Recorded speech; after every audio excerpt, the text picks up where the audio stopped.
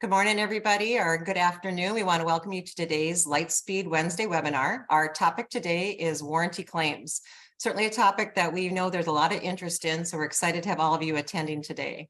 And before we get into the content, just want to talk a little bit about our ground rules and kind of housekeeping notes. I know many of you have been on these before and you know how to do the Q&A, but you'll see the Q&A at the bottom of your screen. Anytime throughout the webinar, go ahead and enter your questions. We'll answer those as we can throughout the webinar, and anything we don't get to, we'll address as a follow-up to the webinar. We'll make the recording and the presentation available as well. So without further ado, let's jump into our presentation. And today, I'm excited that we have a new speaker with us, John Fackrell. He's been with Lightspeed for many years, and I'll let John give you a little more introduction, but excited to have another team member who's helping out with our Wednesday webinars. So John, we'll turn over to you. Thank you. And I'm John Fackrell. I am currently a customer development manager with Lightspeed. I've been in the recreation world for 18 years, most of that time as a trainer with Lightspeed. But I've also worked as an accountant, as a dealership general manager, and an assistant controller for an 18-store dealer group. And I have 42 years in the business world in management, accounting, and as a business owner and entrepreneur. I've also asked a friend of mine, Logan DeFelice, he's a trainer with Lightspeed, to join us as a panelist and to help answer questions. And he brings quite a bit of experience in this field. And I'll ask Logan to introduce himself. Thanks, John. Hello, everybody. Like John said, my name is Logan DeFelice. I am a trainer here with Lightspeed. My background is primarily fixed operations. Got about 8 years total, 2 of those with Lightspeed here. So I'll be here today to assist John with any questions you may or may not have. Thank you. Thanks, Logan. And Ralph Waldo Emerson said a good system shortens the road to the goal. And the goal that we're talking about today is warranty claims. And Lightspeed is a system to help you keep track of the warranty claims, make sure you're paid everything you should for warranty claims, and track what you have available and open. Now, you might ask yourself, why are we talking about warranty claims? Through my time with Lightspeed and in the industry, I have seen dealers lose thousands of dollars because they have not been processing warranty claims correctly, or they've not filed them, variety of reasons, but it's a lot of money that can be lost just because you're not tracking warranty claims correctly. Now, within the industry right now, we have a few types of warranty claims. We have your aftermarket claims and manufacturer claims. Aftermarket claims are usually paid by a credit card or a check when you call in and get approval for that claim. OEM warranties and manufacturers warranties are handled differently. So today we're going to be talking mainly about manufacturers warranty and how they are set up in Lightspeed, how you track them. So we'll look at labor rates, the warranty company setup, what that involves and what it controls, warranty jobs, warranty claims processing, and reporting and analytics that we have in Lightspeed to help you keep track of all of your information that you have about warranty claims. So to start with, we need to look at labor rates. Now within Lightspeed, if you go to service list labor rates, you'll find a list of all of your labor rates that you have within the system. And you can have as many labor rates as you need. And these vary depending on the warranty company you're dealing with, what your negotiated rate is. And this controls the labor that is charged on a warranty job. And as you can see, you specify on the labor rates, for example, in Coachman warranty, it's $105. The category, sales category accounting will help you set that up. And then we determine if this labor rate can be charged to a customer pay, or if it's only used on warranty, or if it is used in internal for major units. In this case, it's only available to us if it is a warranty job. So you won't see this labor rate on anything other than a warranty job. Warranty companies, they're found in system list warranty companies. From here, you'll have a list of all of your warranty companies, and you can create a new one or duplicate an existing one but you'll need one of these for each one of your manufacturers or warranty companies. Now in this instance, this is for Crossroads RV. I could fill in all the address information for them in the general area. Service warranty freight is controlled here, and this is where your labor rate comes in. Now this warranty company can be assigned to the unit.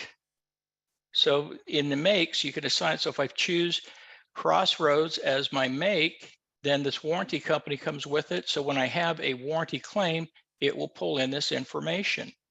Now, a lot of accounting and control is contained within the warranty company. We look over to the left, or to the right, excuse me, the amounts that you are not paid on a warranty claim, these are where they will be posted to in the general ledger in accounting. You can control where the warranty credits go to. How when you're paid, do you want that to go to a receivable warranty update type? Here it can be into a receivable, a payable, or into a general clearing account, depending on how accounting wants that set up. Another important feature is the warranty part allowance use. You can have inventory or price books. If you have an automated price book or any price book, you want to use the price book, because that's going to be the current pricing that this part will be based on. And then in this instance, I have it set to receivable, and it's going to an AR customer. It could go to an AP vendor if you're paid as a credit on your part statement. Your parts pricing is controlled here under discounts. In this instance, I have it set at cost plus 18. So what this is telling me is this will take the inventory cost of a part and show me an 18% markup on that product. That will be my parts profit. And this is negotiated with your warranty company. So when someone in your organization is negotiating with these companies, say, okay, this is our labor rate, how much are we getting for parts? This will control that within the RO. Other things that are available if you want to use them, you can have a separate warranty receivable GL for each warranty company if you want. And you can also specify a deductible here. The deductible can also be specified on the warranty job itself. So once I have the warranty company set up and it is applied to the unit make, and I'm ready for my repair order. Now the repair order itself, it doesn't change. It doesn't matter whether it's an internal or a customer pay, you start the RO in the same fashion. What does change is when you click this warranty box right here. This warranty box and the warranty company will then bring in the labor rates that I have chosen with my warranty company and the parts pricing with it. And it also highlights or activates warranty tab 1 and warranty tab 2 with it. The sales type is warranty. So we know all of this is pertaining to a warranty. In warranty tab 1, when we click on that, it has the warranty claim number that is required before you cashier the repair order. And this can be changed when you resolve the claim. So some places use an internal claim number originally, and then they will change it to the actual claim number from the warranty company when they resolve it, if they don't have it when they cashier the repair order. And I want to mention at this point, when you cashier a repair order, it's warranty claims, we'll show you where that goes, but in Lightspeed, it's highly suggested that you do not hold a repair order open, a warranty repair order open, until you know what they're going to pay. It should be cashiered out when the unit is delivered to the customer and not held open. And there's a lot of reasons for that, but it is some insurance reasons and then cleanup and things like that. So you know and you can track your claims. Some other confusion that some people have that it comes out throughout the industry. In Lightspeed, we list parts and handling. This goes back a few decades, but parts pricing, this is your parts cost. Handling is your parts profit. Then you have your labor and sublet, and if you're going to charge freight for a item, you need to return something. This is where you would enter the freight charge if you're going to return an item for warranty. And this is where you can also adjust the deductible. Notice you have your tech notes and attachments the same as on any other job within Lightspeed. So you can send the attachments and your tech notes along to the warranty company if needed. Warranty tab 2 is more information. We've tried to provide enough places for you to record all the information you may have about a warranty that you need to, that any reasons you go back and ask for extra labor, authorization numbers they may give you, any replacement from previous ROs, it's all contained within Warranty Tab 1 and Warranty Tab 2 so that you can track all of that information and have it readily available for you. Now, when you cashier the repair order, and again, I'll emphasize here, some places, oh, I'm going to keep it open until I know what I'm paid. In Lightspeed, we don't suggest that. We recommend that you cashier the repair order when it is the product's delivered. If you need to make adjustments on it, that's fine. We can do that later. But when it's you deliver the product, you should cashier it and not hold the repair order open until you work it out with the warranty company. That's done at a different process.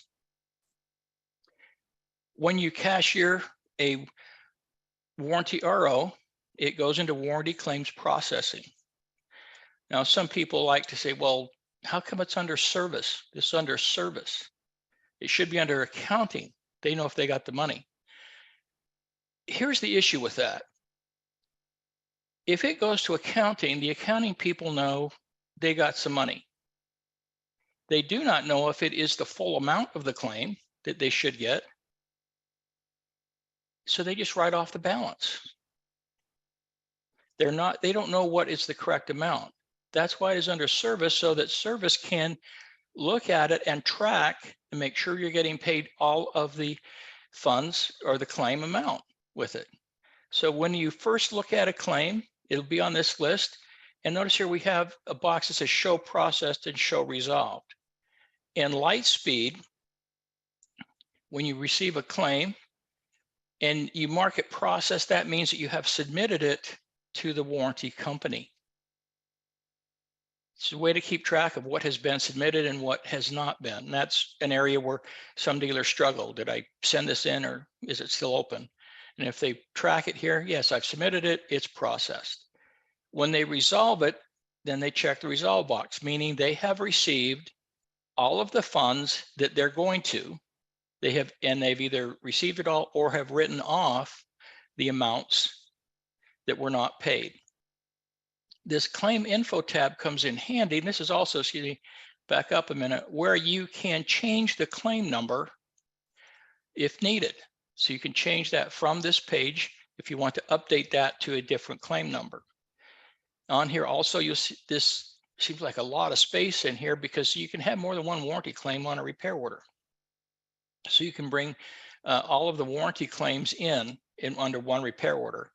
And it demonstrates you can have several jobs on a repair order, customer pay and warranty at the same time. But under the claim info tab, you will have what's contained on that repair order without having to go to it. I can see the information on warranty 1 and 2, parts, labor that's there. I see my attachments. If I had to submit anything out to the warranty company that I didn't already, I would have access to those attachments on this claim information tab with it. Now, when you're ready to resolve this, maybe accounting's got a check or they've been notified or you've looked online and they say, okay, this is what we're going to pay. When you resolve the claim, the goal in resolving is to get this right-hand balance to 0. So you have a column that's marked paid and not paid. Within these columns, you can see I've marked what has been paid and not paid, what is submitted, and previously paid, previously not paid. If I had not zeroed out this right-hand column, I would have numbers in the previously not paid area and previously paid. So and this gives me the opportunity to look at the claims and go back to the warranty company and ask for that money. You may or may not get it, but it never hurts to ask. The goal here is to get all of the funds that the dealership is due for this warranty claim. And if you're not looking at this, you're not asking with it. And when you record the amount that is not paid, that goes into the specific write-off accounts so that you can see how much is being written off, and you can track that information. That's money your dealership is losing out on. So if it's a lot, you need to ask yourself why. And as management, you should ask yourself. Now, when I look at this and I have everything ready to go, there's a box up here that says mark resolved. And when I save it, any amount that's in the paid column or not paid will make an accounting entry. And this is an example of the accounting entries that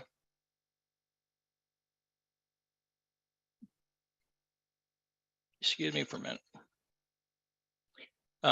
that happen when it comes in. Can everyone still hear me? My phone cut out for a minute. Yep, we can hear you just fine, John.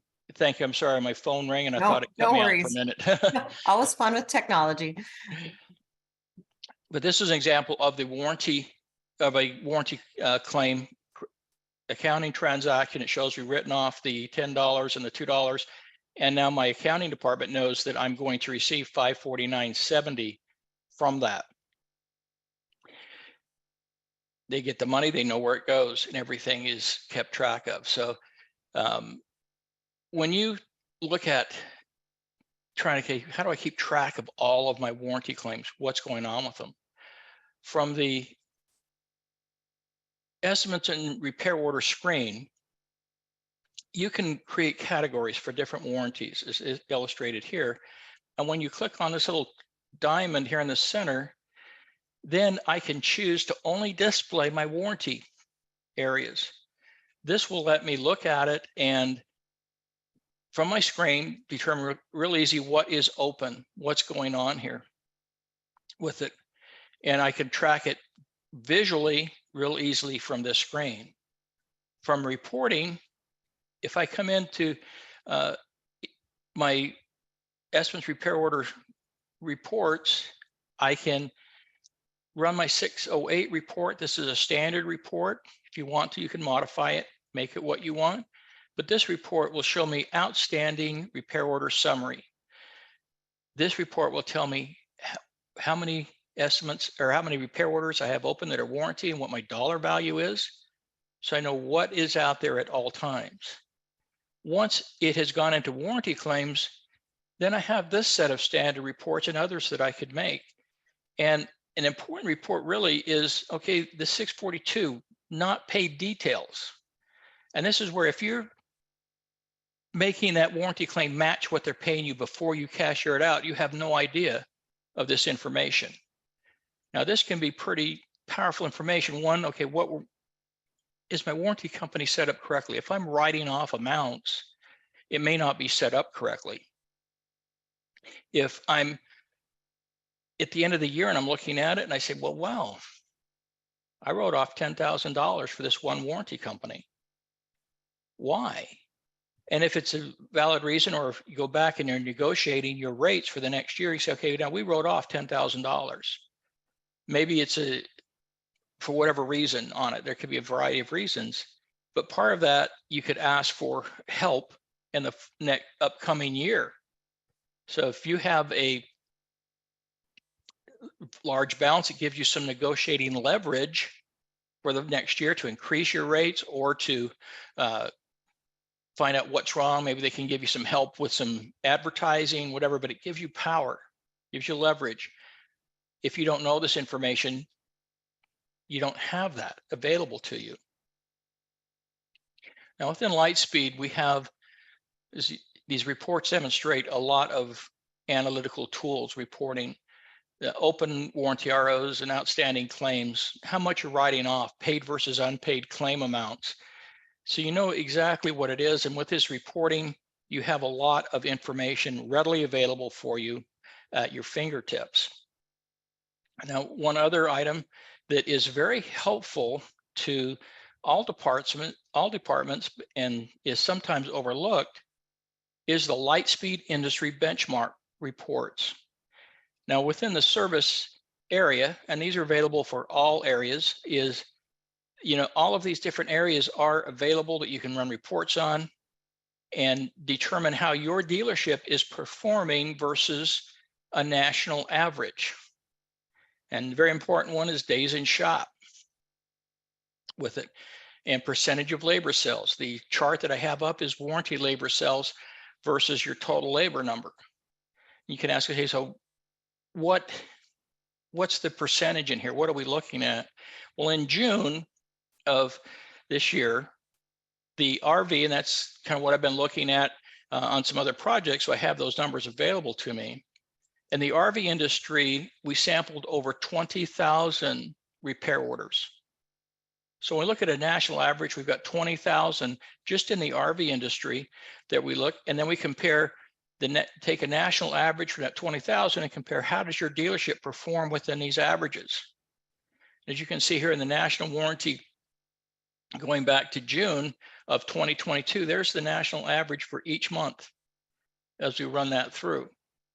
So now I can see where we're at, and then in the month that we're looking at for our dealership, we can see how we perform, and then we can determine where in our dealership we might need to improve, where we're doing well very quickly, and bring this information in to us. So you have this information at your fingertips, and this is available for all departments in your dealership. This is just an example of a small sample from service. Now I'll turn the time back over to Diana, and we'll have our Q&A. I do want to take this opportunity to thank you for taking time out of your day to join me with this presentation. Awesome. Thanks so much, John. Excellent information. And I think it's great to see the navigation and lots of questions even on how do we get these set up correctly? Where do we find this information? And I know Logan's been answering some of those, but I think there's a couple of open questions still too, and give everybody time still to type in other questions if you have them. But Logan, I don't know if there's any specific ones you think we should address with the larger group. We can go through a lot of them. So John, one of the questions we have is the cashier date on the bottom does not follow the information entered. So I think what they're asking is when they check that process box, is there a way for us to record that date or run a report for that? Yes. Okay. Yeah, that date that we're looking at, you're talking the lower right-hand column when we resolve the claim. You could run a report based on that date. That's the cashier date for the repair order. And also when the original RO was cashiered out. So when did you submit the claim? When did you get paid? So you can track that time frame in there if that's what they're looking at. And the cashier date at the bottom, does it follow when the information was entered? Is there a way to track when the payment was actually put in? Looking at that question a little bit, part of it from the resolving screen, that date is the date that you resolve it. Depending on how accounting is tracking it, it may go to a receivable, and then it would be tracked when they record that payment in a receivable, or if it's a credit in a part statement, when that part statement is processed. But the date that in the credit would be created or the receivable created would be the date that is on that resolve screen. Does that answer your question?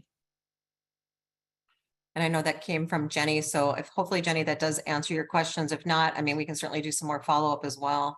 And I think we have time for probably one or more questions that's out there too. One that I saw out there was they're asking about if you have a warranty overpayment. And I know I've seen that from before. Like, I don't know how we handle that within the system. Yeah, you can. When you resolve the claim, say you had a claim for a total of $1,000 and they're going to pay that in 3 installments.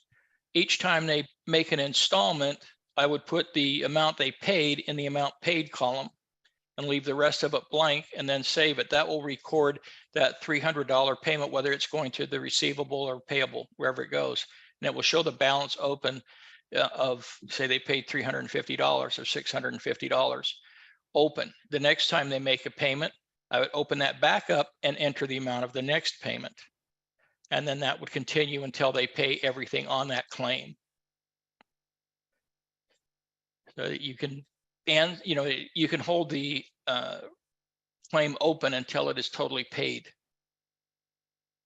And an overpayment, if you have an overpayment, you put a negative amount in the amount not paid, that will take it to zero.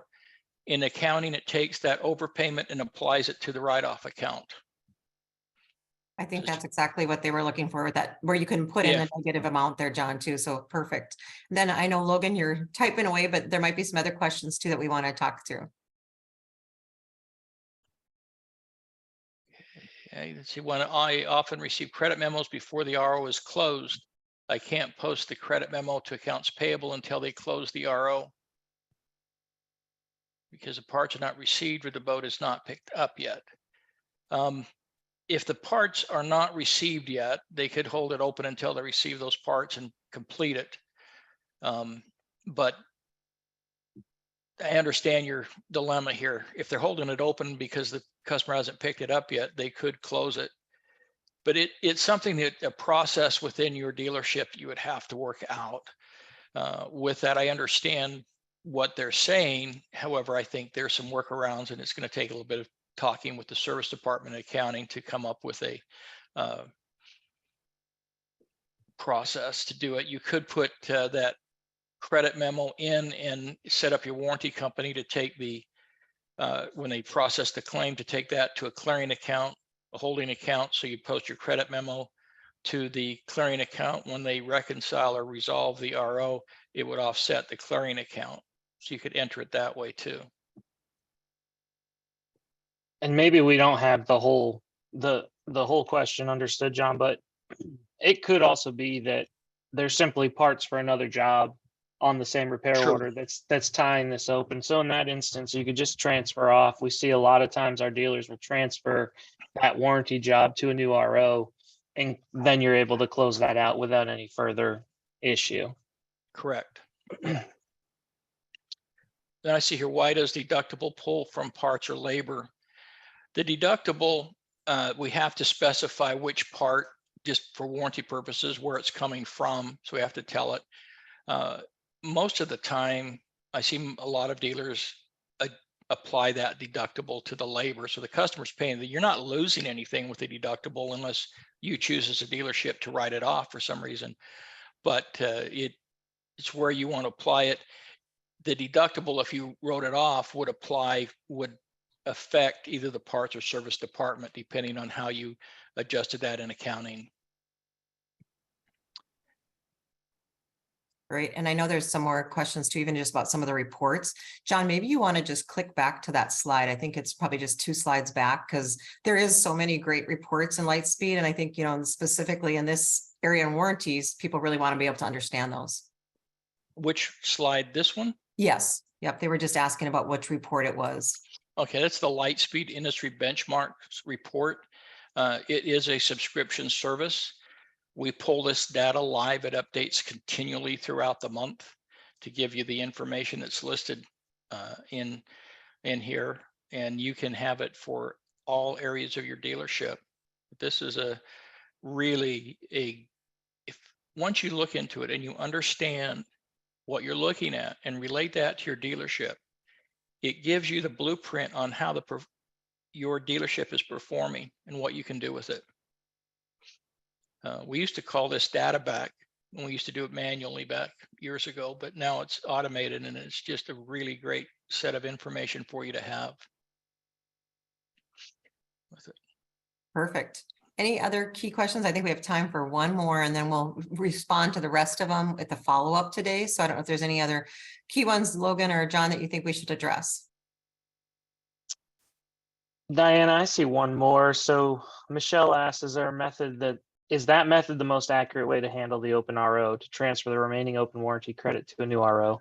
So that's going to depend on what your processes within your own dealership are. It's going to depend on what the dealer principals want to do. We see it both ways, where oftentimes they will transfer that off so that we can relieve that credit. And other times they'll keep it all together and wait till that unit's picked up. So it really, there's not a good answer for that. It depends on your dealership as a whole. I hope that helps. And as Logan stated, it really is a process. In Lightspeed, we have stated best practices to use. That's not to say it's the only way to do it. You know, we work with dealers, several dealers, and we have different ways of doing it. Excellent. Well, I really appreciate everybody's engagement today. Excellent questions that came in, and apologies if we didn't get to answering everybody's question, but we will follow up with those. And thank you so much, John and Logan, today for this very informative webinar on Lightspeed warranty claims. Super information, and we'll be sharing all the details with everybody as a follow-up later this afternoon. Thanks so much, everybody, and have a great day. Thanks, everybody. Thank you. Thank you.